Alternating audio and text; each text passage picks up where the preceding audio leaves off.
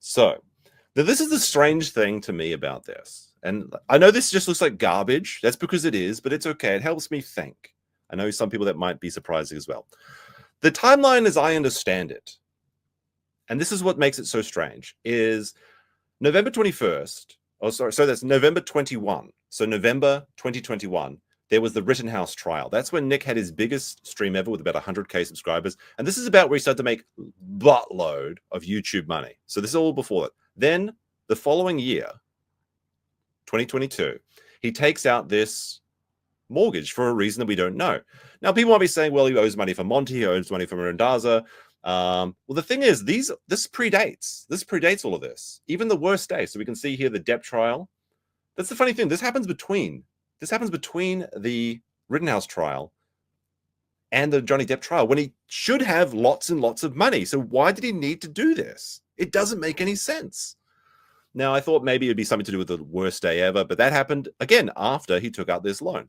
And I was maybe thinking about how the various things that could have brought this on. And I was like, well, maybe the worst day ever. Maybe he has like a secret medical concern. Like he's paying for that top care American healthcare or something. And he needs to get the money. Like, I don't know. Because he has said that he thought that he would only live to 51 for some reason, which is strange. One thing that I considered, though, was payment protection loans. And this is just something that came up in my own head, is that PPP loans, not PPP from Kino Casino, although I assume he'll be also enjoying this at some point on the next show. Nick took out, if you're unaware, I guess I should go back a little bit. Payment protection loans was a scheme by the Trump government when the COVID happened, right? So you could get out a loan and you didn't have to pay it back. And it could be for, you just get it out to pay your workers. Now, because Nick was self-employed, he applied for and received a payment protection loan for himself as a YouTuber. And I believe it was in the range of like $100,000 or $200,000. He talked about this on his stream a little bit. Now, did he get caught? I mean, I think he was doing it I think he was legally allowed to do this, though. But it's a stupid. There were some people that got caught for like fraudulent payment protection loans, and it's kind of ridiculous to think a YouTuber is paying himself like this sort of thing, right? But if you can take advantage of the system, you should, I think, in my opinion, anyway, because they take so much money of your own money. So I was thinking maybe it could be related to this, because that's the only thing that seems to predate of all my schizo board options. That's the only thing that seems to make up. 5 kids ain't cheap. Well, that's true. That is true. But why would you take it out during this time? That's the thing. Is this happened after Rittenhouse? Several months after Rittenhouse. He was sitting pretty at this time. Now, there was one suggestion by, let me see if I can find. Where do I have it? I think it was somewhere over here. So there was a post on Twitter by Scarebro, who's a bit of a detective in the Rekieta sphere. So Scarebro suggested, rumors imparted to me suggest that this is due to the success of Nick's streaming career following Weeb Wars and Rittenhouse. So that'd be, well, what do you mean by that? Because Nick was a trust fund kid. But he had finally reached a point in his life where he was providing for himself and his family, and he didn't need daddy's money. So were they potentially going to take the trust fund away from him? And he couldn't go back to the cheap lifestyle. Maybe he had to take out this loan because he wanted to keep living large. You got to enjoy your money while you're young, of course. It's not going to be fun when you're old and boring. That's ridiculous. But so yes, but before Depp versus Heard, Mummy and Daddy were going to adjust Nick's trust fund payout, as Nick had finally found something that could support his family without training wheels. As the story has been alleged, Nick wanted to enjoy both his newfound success and his usual trust fund payouts. In his usual fit of, you dad, pulled out a loan against the only asset his parents had given him any control over, the house owned by a trust, allegedly. This is all just a theory, a Baldo theory. But this is probably the most reasonable. I know that sounds crazy, but this is probably the most reasonable theory that I've read so far, unless there's like some sort of secret medical condition. Now, Nick has been shaking all his entire life. He just says it's like something, just some sort of tick or something. Maybe it's something to, like, I don't know. Some people are suggesting Parkinson's or something. I don't think so. But, those are on the table as well. So this is an interesting theory. It does sound stupid enough to try. All right. Let's go into some of these other things. You can see here, let's go back into the details. Let's see. All right. So according to the notice, the house will be sold by the sheriff on February 4th, January. because January around 25, 27 is when he has the plea settlement. And then a few days later, we're going to have to see if his house actually gets sold. Now, again, I don't think it will, because I think that the parents are going to buy it for him. And that may be why they have so much leverage over him, to make him kick April to the curb, as we know from the last time we talked about this. But who can say? Who can say? All right, so let's take a step back. Let's have a little look at Instagram. Everybody loves Instagram. Now, if we look at my schizo time board, you can see that the loan came out in April. Oh, sorry. Yeah, April 1st. So what was Nick doing at this time? Let's see. So he's taking out a loan of about $300,000. He paid off, well, to be fair, he did pay off $8,000 of this loan. So he did try for a little bit. You know, he did a little bit. You know, $8,000, that's enough. Let's buy a Mustang. But anyway, so we jump back in time to Nick's Instagram, April 1st. Let's see what he was doing. So he actually has a picture of donuts. Okay, why is this relevant? God, I love Texas. So as of April 1st, the same time he's taking out this loan, he's in Texas. Now, why is Texas important? Because Texas owns the trust to his house. That's where it's located. And that's also where Ty Beard and his asset protection legal firm is. What else was he doing in April? Let's have a look. Oh, that's right. He went to a charity auction where he met Kevin Costner and bought his guitar. So I guess, like, oh, well, maybe he needs the money. Maybe he needs the money for like an emergency medical bill, like he didn't tell us about or something. Well, one thing he did need the money for was buying a guitar from Kevin Costner. Meeting Kevin Costner with Lady Rackets. We also got the opportunity to make a nice donation to this, the Cohen Center for the Arts. My grandmother was a big supporter. Well, I mean, she is a big supporter because all your money comes from her. The legacy carries on to her children. He's given up. And now I get to participate in a supporting place that enriches the Tyler area. It was great fun. Now, Tyler, Texas is also where Ty Beard is. So there you go. So I do believe that maybe, well, Ty Beard may have been the idea guy in this brilliant mortgage your paid for asset so that you can keep living the rock star, like literally rock star like lifestyle.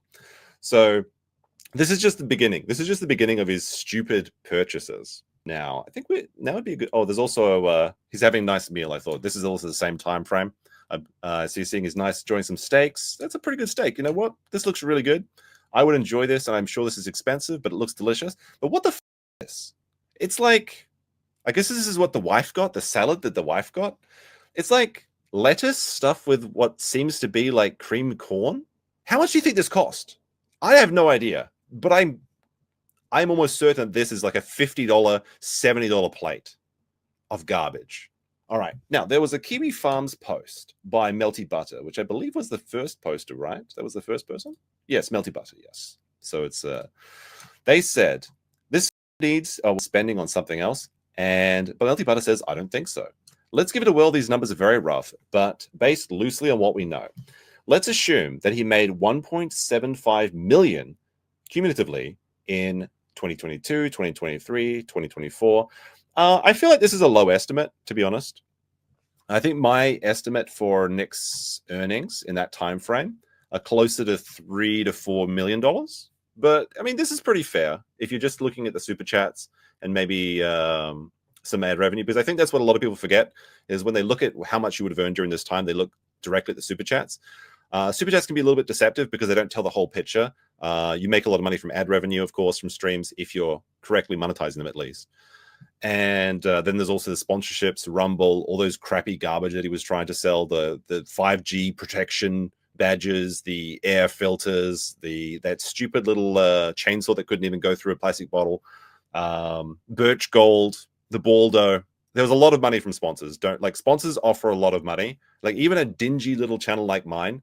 And Nick's got a channel that was like, it was around 400,000. I don't know about now. And it was getting live views in the measure of like 100,000 concurrent during those trials. You better believe they're offering him like 10,000, 20,000 for like a ad reads for a few weeks. Absolutely. All right. But we'll go with his numbers. We'll go with his numbers for now. Let's assume he made 1.57 million between 2022, 2023, 2024. Let's cut that in half for taxes. That's pretty reasonable, I would say. So he'd be left with 875,000. Then let's roughly tabulate his spending for those 3 years. Estimated spending for 3 years, 288,000 family expenses. AI says 8,000 a month for an upper middle class American family of 7. I don't think these numbers are accurate. So I'm gonna add my own thoughts on this one because I don't see this as being completely accurate. All right. I'm just going to add what I think here. So 1.7. I think 3 to 4 million, which would mean that after the 50%, he should still have like 1.5 to 2 million left over. That's what I think anyway. Let's see. Does 8,000 a month sound right? Now this to me sounds ridiculous. 8,000 a month for a family of 7. But first of all, you have to understand he paid for the house, so there's no mortgage. So he's only paying for food, electricity, and then other costs for taking care of kids. Now the thing is, he did admit to spending 3,000 a month on snacks. So while I do think that 8,000 a month is too high, it makes sense for Nick. So you know what? I'm going to rank this one as probably true. I think that's probably accurate with Nick's case. $240,000 worth of cocaine. So this is based on Camelot. You remember Camelot? My boy, Nick Rekieta, said that Nick was spending 20,000 a month on cocaine. He's probably only doing that for a little while. So 20K a month for 12 months. I could see this as a maybe. So maybe. Yeah, that sounds about right. $100,000 on a Mustang, Shelby GT. He paid. Now the thing is, he paid over $20,000 over the market rate, because I believe a Shelby GBT, not Shelby GB, not GBT. A Shelby GB, is it GBT? I don't know. I don't know about cars, okay? But my understanding is that this car is worth $80,000, but Nick wanted it now. So he paid $20,000 above market rate to get it, and then he nearly drove it off. Well, he did drive it off the road and through a fence, but nobody was hurt. So this is accurate. We know this. $86,000 in nanny fees, assumes $20 an hour full time for 2 years. That seems pretty high, but no, for 2 years, yeah, $40,000 a year for a nanny. Sure, Nick was, yeah, I'll say sure for this one. Probably right. $50,000 in non-work holidays. He writes off the others. So hedonism plus the mysterious Caribbean vacay and Legoland. So there you go. There's 80,000. 80,000. Oh, sorry, no. So not 8,000. 50,000. Yeah, that sounds about right. I assume he spent like 20,000 going to hedonism. That includes $5,000 to pay off the Jamaican hookers that he had to pay for abortions for. Just kidding, obviously. That's a bit of a joke. Just putting that one in there. $48,000 in whiskey. Hold up. We gotta go. I gotta see how this math works. But we'll say the vacations is correct. We'll say the vacations is correct. Is this accurate? $48,000 in whiskey. All right. So they base this on $300 a week over 3 years. All right. Well, maybe this does work out. All right. So we got what 52 weeks in a year times 3, and then times 300. It's about right. I mean, he did say that he was going and spending about like the expensive bottles, like the $200 bottles, the $500 bottles. You know, this sounds crazy, but I think it has to be rated as true. $48,000 in whiskey. This list, yeah, it absolutely assumes a lot. But so far, I would have to rate this one as probably accurate, which is insane. He was buying all the whistle pigs and the good ones, like the ones who were getting 18, the 24 years and stuff. That's insane though, just to think about that. 3 years, $50,000. That's like someone, like typically I think the average American earns less than this in a year. Now, obviously this is over 3 years of expenses, but this is what he just drunk. This is what he threw down, his tasteless gullet. Have you seen the paintings he buys? He doesn't have taste, okay? This is wasted alcohol. You know what? It didn't even preserve him. It did the opposite. 40K in extra indulgences. Art, Kayla's surgery. Yes, Kayla got the mummy makeover. I think he spent a lot more on art, though. I think the Joker painting alone. So we'll put the ha, ha, ha, ha. There we go. Ha, ha, ha. The Joker painting alone is allegedly worth, or at least he paid for, $60,000. Now, that may have been a tax write-off, or like, you know how they do that?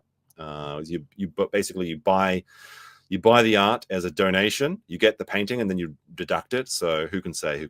But I heard $60,000 for the Joker painting. I'm not sure if that's accurate or not, but that's what I've heard. And it's also possible that Nick could be lying about this. He's a consummate liar. So I don't see why he would be truthful about what it cost. House repairs, that's very funny because we know that we've got the tomb to the unknown handyman in his kitchen.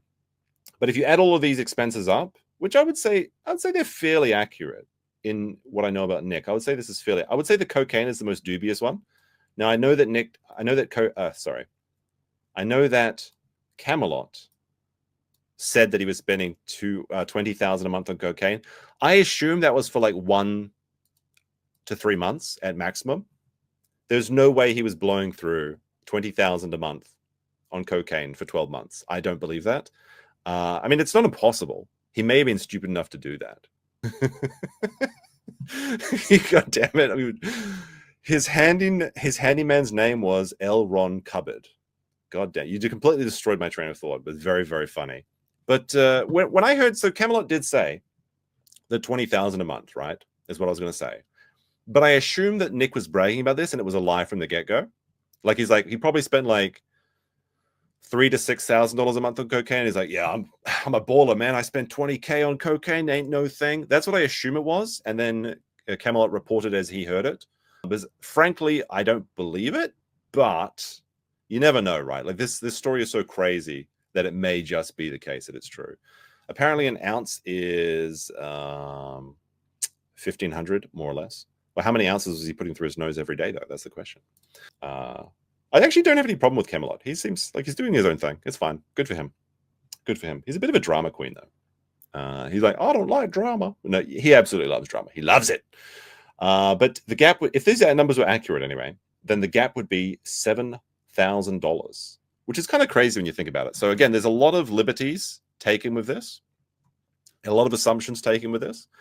But if this is the case, it really goes to show you that it's not what you earn, it's what you save.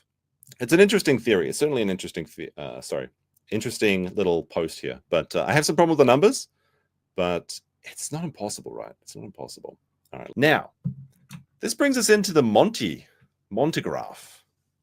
Do you remember when Nick started the Monty lawsuit? Now, if we go to the schizo timeline, this is before Monty came after he got the loan out. So April 1st, 2022, he takes out the loan. It's around December, I think it's like November, December of that year, the Monty lawsuit happens, and he decides to hire Rendaza, the most expensive, oh yeah, that's not my red, where's my red pen? There we go. The most expensive lawyer, well, not the most expensive lawyer, but the most expensive freedom of speech lawyer in the country. And the theory is that this cost him about $100,000 to $200,000. You know what doesn't cost $100,000 to $200,000? Apologizing to Montegraph. But he thought, you know what? Maybe I'll make it into content. Maybe I'll fundraise.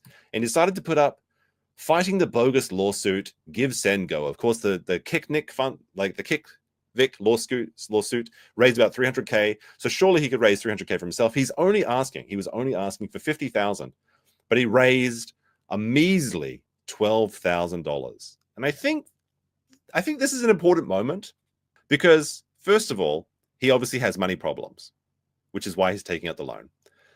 He doesn't have the money to pay for Rendaza. And this is the moment, I think. Every other time he's done anything, every time he goes live, every time he tried to fund something, he would always get thousands of dollars in the first days or whatever. Or not even in the first hours and thing.